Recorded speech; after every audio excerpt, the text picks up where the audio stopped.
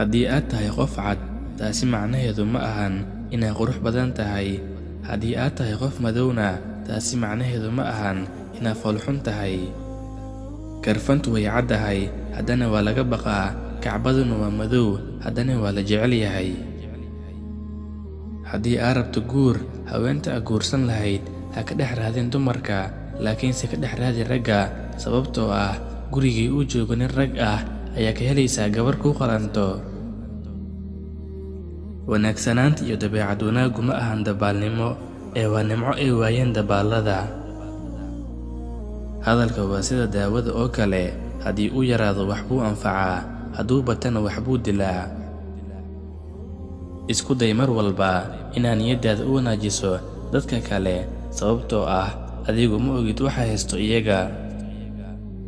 iska nac adduunyada, alle ayaa ku jeclaanayee. sidoo kale iska nac dadku waxay haystaan, iyaga ayaa ku jeclaanayee.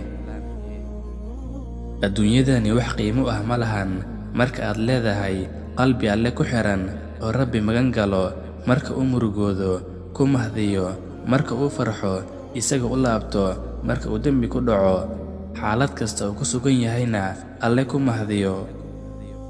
ma walwalo ruuxa leh aabe, sidee buu u walwalayaa ruuxa leh alle. ma walwalo ruuxa leh aabe, sidee buu u walwalayaa ruuxa leh alle.